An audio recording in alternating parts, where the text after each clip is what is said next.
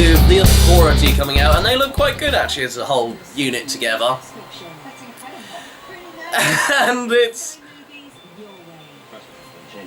it's basically playing off the fact of they are doing exactly what the crowd think they're doing. They are just selling SummerSlam for $9.99. And it's brilliant, it's working. They're even getting the crowd talking along, saying $9.99. So literally he is giving the rundown. He's telling you all about the big matches, which you can see on the network, and they're entitled to for $9.99. It's a brilliant move. I didn't think it was going to work, but no, the crowd got into it.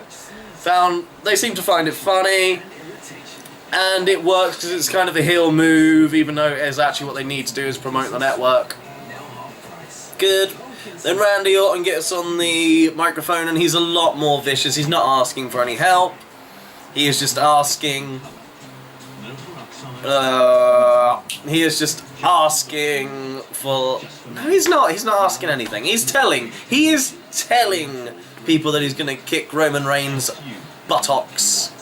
And Triple H woes him down, and we are literally, after the commercial break, going to get Roman Reigns versus Kane in a last man standing match. Quite an intense match to start off Raw, but much more better than just a pin match. Just a normal match, a regular match. One fall to the finish match.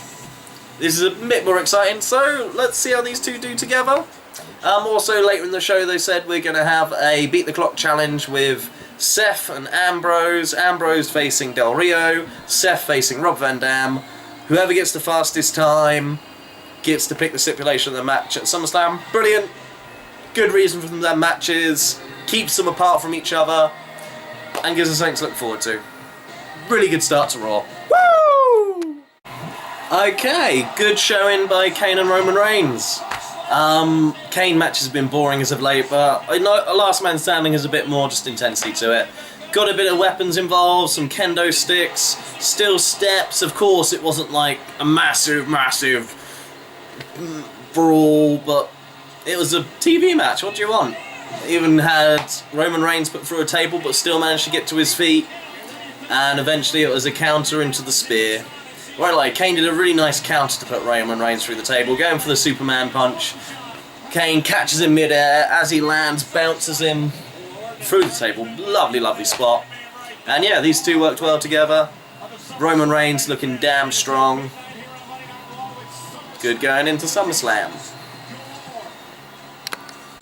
Okay, and they showed a fantastic video package of Brock Lesnar and John Cena. Brock Lesnar's voice just... Basically, Brock Lesnar and Loki should switch voices, and that would match up better. Well, Senshi, sorry if you're... Is that what they called him in WWE? I can't remember anyway. Such a good promo video, just having them basically talking frank. Brock Lesnar is just going to beat him up, that's what he likes to do. Can't wait to see this match, this one. And the commentators again are saying you can see this for $9.99. But yeah, fantastic promo. I love it when WWE really steps up and delivers on these packages. We're in Texas. Damien Sandow comes out dressed as a football person, insults the crowd. They then list off stuff that Mark Henry is, because he's a Texan, and he squashes Sandow.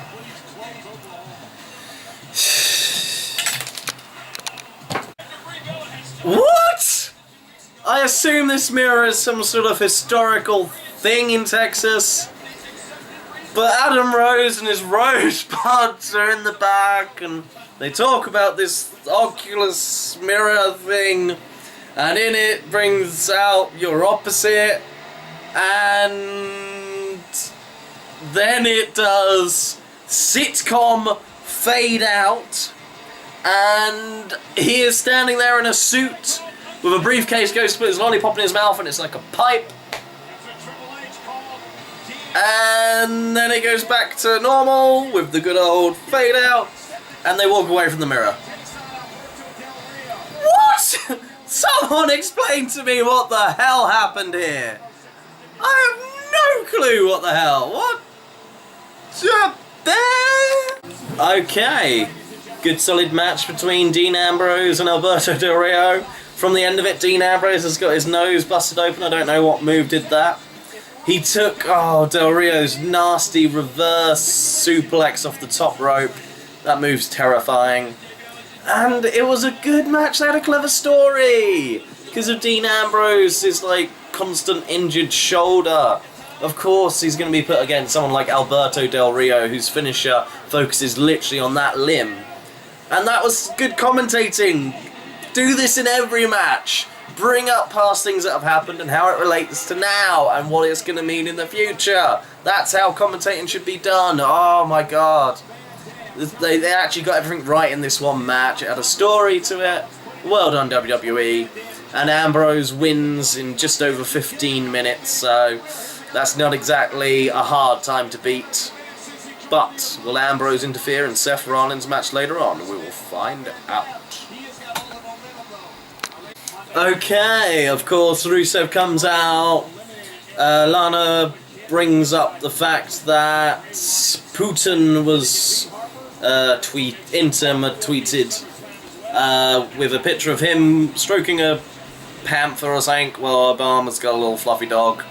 Yeah, but he doesn't have that, like, panther around his house all the time, does he, Putin? And then Jack Swagger comes out, and by God, I love the Real Americans music. Do do do do do do do do do do. I'm not American, obviously, by my general disdain and demeanor, but it's a really good set gimmick. It's working. It's getting over.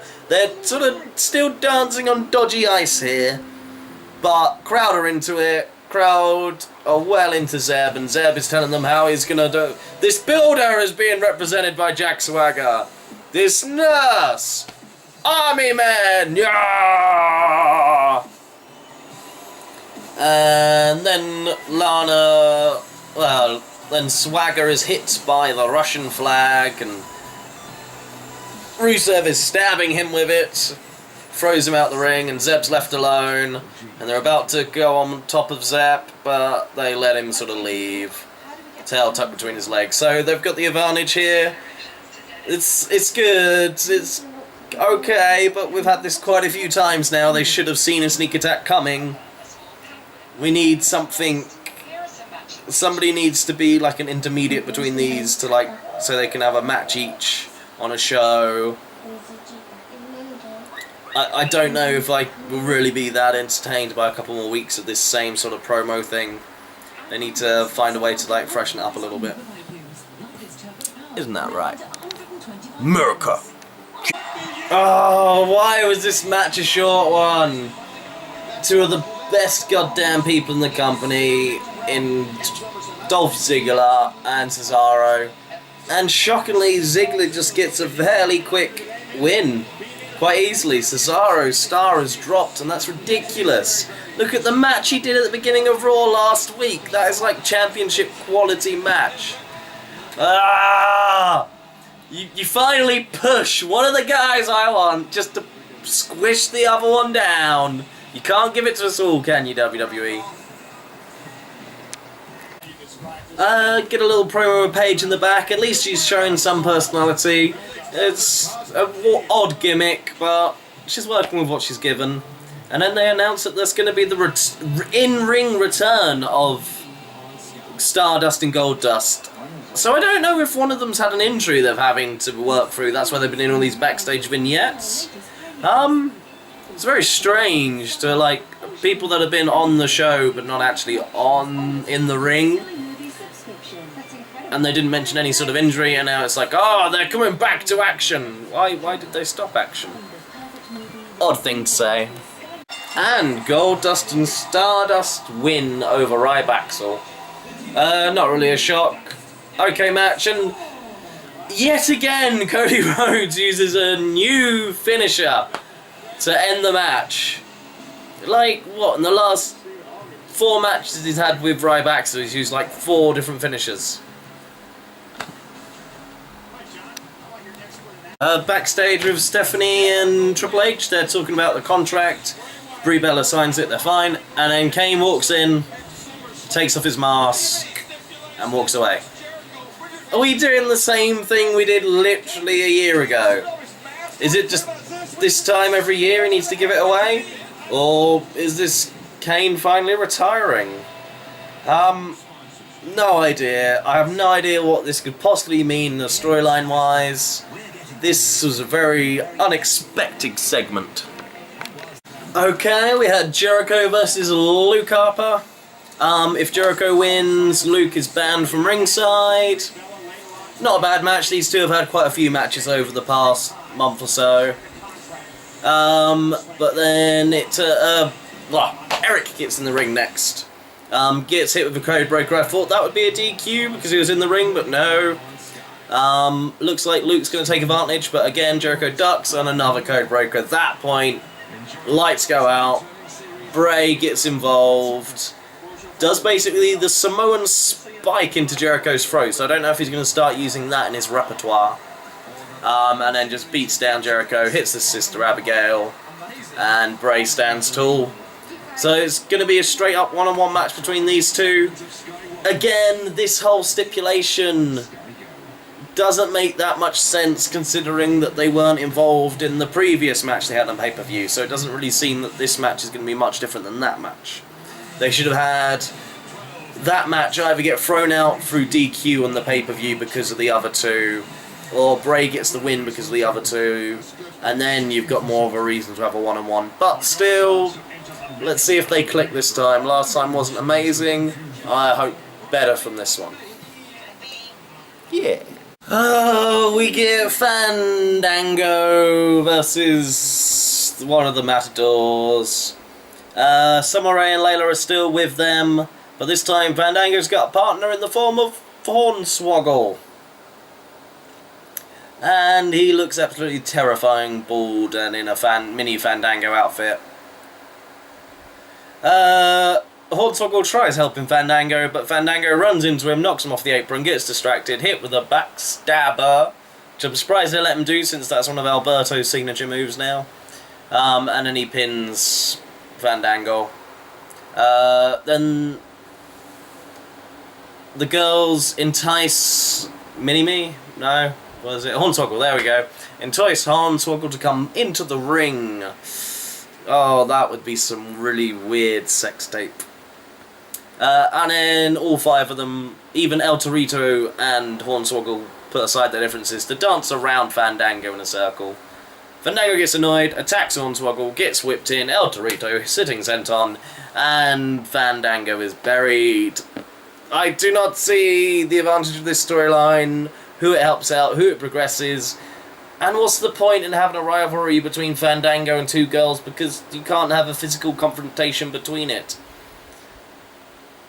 There's no benefit to this, just have the girls split off, they can be their tag team and start running amok in the Divas division. There's no benefit to either of them because they can't lay hands on each other. Okay, I was so sad that they ended the undefeated streak for Bo. It made sense, it was a good gimmick, crowd were into it. But maybe that's it, they wanted him to be more heel-like. And we get a quick match between them. Bo wins by cheating, pulling up the trunks. Then actually at the end of the match, R-Truth just freaks out and attacks him. So I think JBL's right, and Bo Dallas was defending himself. He was getting chucked into barriers and stuff. Managed to hit a running Bodog on the outside, which is quite cool, off the apron and off the steps. But yeah, that was the thing. Oh, they hurt the Bo Dallas character so much without the streak. And a story with R-Truth, that's not any way to get over. Oh my god, that was amazing! At the last minute, Rob Van Dam versus Seth Rollins is substituted for Seth Rollins versus Heath Slater.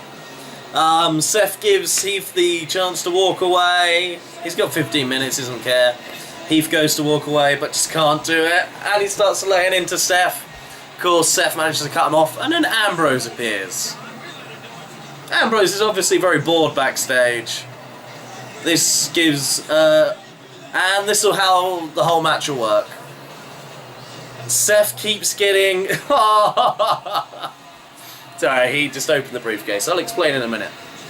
Through this whole match, he just keeps getting these little hope spots, hitting moves, every now and then due to Dean Ambrose distracting, because Dean Ambrose is on the outside, and he gets Seth's briefcase, opens it up, gets the contract, just starts shredding it up, puts it in his mouth, spits it back out,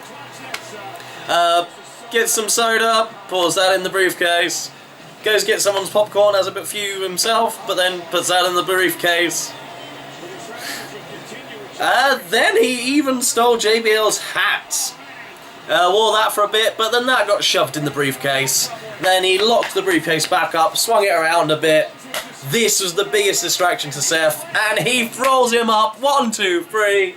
Heath Slater is victorious over Seth Rollins. And I believe this means Dean beat the clock because Seth didn't even win his match. So Dean Ambrose gets to pick the stipulation. Love this. This is insane. This shows just how much personality Dean Ambrose is and just how batshit insane. And the Brie and Stephanie McMahon contract signing finishes off. Brie, of course, comes out with Nikki, and Triple H comes out with Steph, but Triple H says he's uncomfortable being the intermediary, and then they get Michael Cole in the ring for absolutely no reason. Doesn't play a single bit of part in this.